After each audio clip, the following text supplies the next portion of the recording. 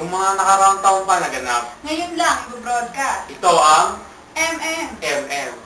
Short. Magandang umaga sa'yo, JC. Laging maganda at lalo gumaganda pa ang araw ko dahil sa'yo at Chami, my love. Ang plastic mo, JC. Oo nga pala, magandang umaga rin sa aming mga ka-M. Bago pa man ng bola, alam mo ba kung anong ibig sabihin ng ating show? Yung MMMM? Yeah. Hindi eh. Ano nga ba? Kaya nga nagtatanong eh. Dahil hindi ko rin alam. Bago pa mamunta sa ibang usapan, talakayin na natin ang dapat talakayin. Iba. Radyo, wala nga bang nakaimbento? Ano ka ba, ka-M na JC? Go-plugs mo eh. Malay mo lukas lang yun. Magbabasta ka na nga lang, mali-mali pa. Lahat ng bagay, syempre, nag-iimbento. At syempre, may nag-iimbento. Yun nga lang, yung radyo, dumadaan sa iba't ibang progreso. Kaya naman wala talaga makakapagpasabi kung sino ang tunay na nag-imbento na tinatawag nating radyo ngayon na tinuturing na pumalit sa ating TV. Sige. Pero ngayon alam ko na. Bayan sina James Clerk Maxwell na nagpalagaan ng teorya ng electromagnetic waves noong 1873 at Henry Rudolph Hertz na nag-produce ng waves electrically ay ilan lamang sa mga may malaking ambag sa radyo. Tama ka dyan, ka-M na JC. Si Guglielmo Marconi, kilala mo? Yung Italianong electrical engineer at inventor? Yun nga! Yun ba yan? Oo! Hindi eh. Paano mo nalaman na Italiano siya? Wala lang yun. Di ka na biro. Kilala ko yun siyempre. Ako pa, tali-talino ko. Dahil mo sa sino nga yun eh. Sino si Guglielmo? Marconi. Sige.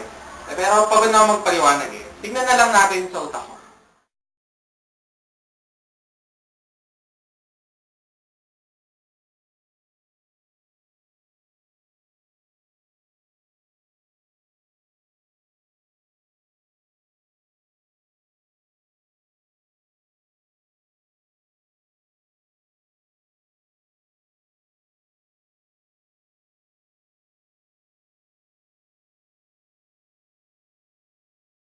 Kalain mo yun, JC, may utak ka!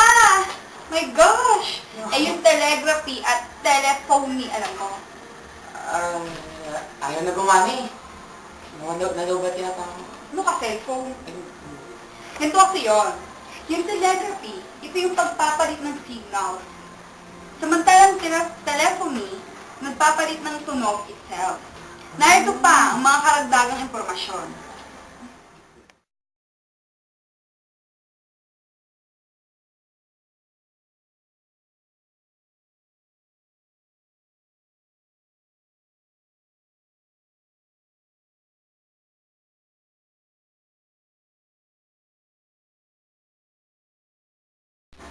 At noong 1920, ang KDKA ang kauna-unahang istasyon ng radyo na umere sa Pittsburgh, Pennsylvania, United States.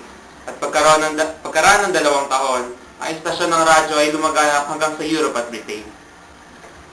Baka magulat ang ating mga viewers, JC. Ang dami mo nang alam. Siyempre naman. Pero hindi lang yon. Kung sa US may KDKA, dito naman sa Kamaynilaan may KZKZ. Ito ang tinuturing na kauna-unahang istasyon ng radyo dito sa Maynila. Noong 1922, sa pangunguna ng Amerikanong si Henry Herman. Ako naman. Sige. Parang wala kang balak tumigil eh. Maliban sa KZKZ, nadagdag na rin ng KZRM at KZEG. Noong 1929 naman, ang radyo ay umabot na rin hanggang probinsya. Teka, sa lahat yata ng sinabi mo, KZ lang naintindihan ko. Huwag mo nang intindihin kasi wala akong balak ipaintindi sa'yo. Ito naman, tipiko na siya. Sige. Dumako na tayo sa mga taong malaki talaga ang naiambag sa larangan ng radyo. Yung tipong pag nabanggit mo ang pangalan, alam mo talagang malaking naibahagi nila sa pagulad ng radyo. Gaya na lang ng ating Pangulong Ferdinand Marcos. Di ba, Tommy? Oo, siya ang nagpasimula ng martial law. Oo, yun yun. Pero hindi yung tinutukoy ko. Mga ka-M po namin na hindi nakakaalam, Si dating Pangulong Ferdinand Marcos po ang naglunsad ng regulatory body of broadcasting industry sa ilalim ng supervision ng Secretary of Commerce and Industry noong kasagsagan ng martial law. Siyempre pa, tulad na nabanggit ko kanina, si Henry Herman ang naglunsad ng radyo sa Maynila at Pasay noong June 22 na kinilala bilang KZKZ.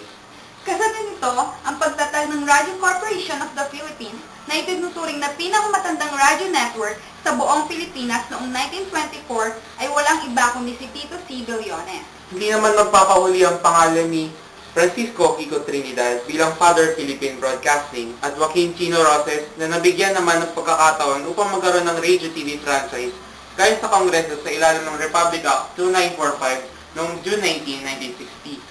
At ang pinakamahuli, ang pinakamamahal nating Pangulong, Ay, hindi. Ikaw na nagmamahal sa kanya.